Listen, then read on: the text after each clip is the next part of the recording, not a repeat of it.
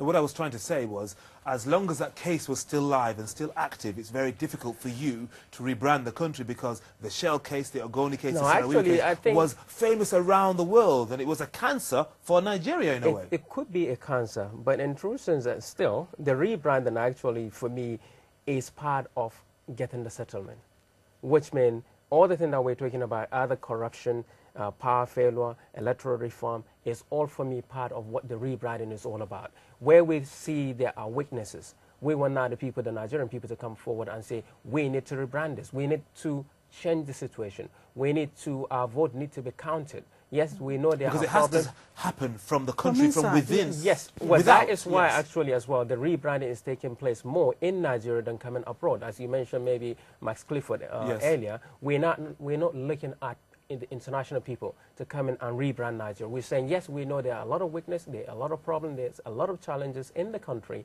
and we want the Nigerian people to begin to say, no, what you're doing is not good, we need to rebrand it. Yes, there's no power here. We need the people and the organization and the ministry responsible for the power to come forward and begin to rebrand and create it and make it better. If there's, we don't have good roads, we're calling the ministries that are responsible to come forward and rebrand the whole thing. Let Nigeria now come build the thing. Deliver. Yes, I think it's getting them to deliver. Yes, that is basically what for me, that is what the rebranding is all about. Let's come out from the negative into the positive. Let's begin to empower the Nigerian citizens. Alice is still shaking her head. This is about rebranding. Yes. We know the problems are there, and that is why we're saying, well, even the present government is saying we are putting things together. We're not giving amnesty to the Niger Delta militants because we want a solution. Rather, we're not constantly talking about the shock. We're basically asking people to come forward and contribute. Alice is not buying it. Go on, Alice. In actual fact, I think that to say that the Mr. President, to say they are giving amnesty to the youth is an insult on the people of the Niger Delta.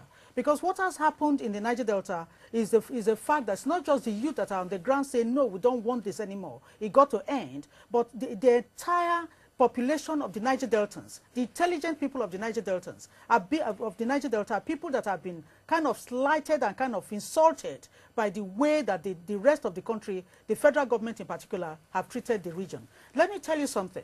On this, it's one thing to say, well, the youth don't want, they just want to fight. On the 9th of... How do we know the youth just want to fight? No, I know that I work with the youth. The youth are saying they want to fight? No, the youth don't want to fight. What the youth are saying, you are saying that the youth are militant, that the youth are destroying things. The youth have asked Mr. President, what infrastructure did you put in place that we, the youth, destroyed? Show us the hospital that you put here that was destroyed. Show us the school that you put here that was destroyed by us. Show us the market that you built with toilets for the women that we destroyed.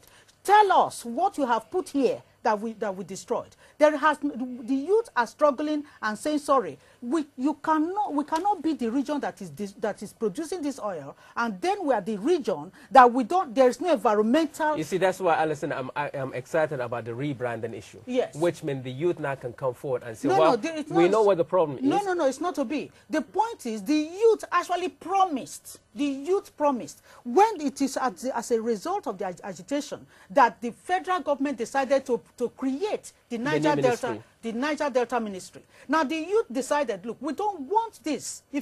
For us to take it, we have the NDDC. You know, I know members of the technical committee on Niger Delta, for example, Prince Will Tonye, who have actually resigned because he doesn't believe that what the federal government is doing is right. It's right. Right? Which, for me, that's still what I'm saying. That is all part for me as a rebranding to challenge those who need to change. No, the issue is this: they've sent you to come and rebrand. When you go to them, because they have appointed you to come and rebrand the thing, they will listen to you. But the truth is, the youth themselves, wrote a letter to the federal government and say, we will, the region is ours. We don't want, this is about for the region to do well. Now, we want you, that if you want to create the ministry, don't let it be business as usual. Don't take one of the... Exactly, that's still for me, that rebranding. Don't let it be business as usual. But it turned out to be business as usual, because the youth now nominated someone to be the person that they want. In actual fact, they nominated Alice Ukoko, that this is a woman we know, We know Alice Ukoko mean well and we bring good things to the Niger Delta. I will show you the letter when we leave here. And also that if we can see the changes, in other words, the development of the region, we will undertake to remove arms from the region. There will be peace in the region.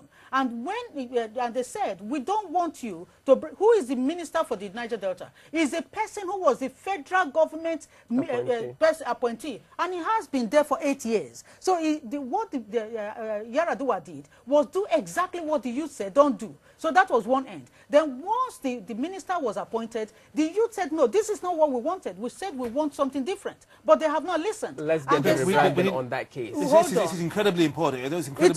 But we do have people who do want to engage in our discussion. Yes, they want. We do want to engage. We have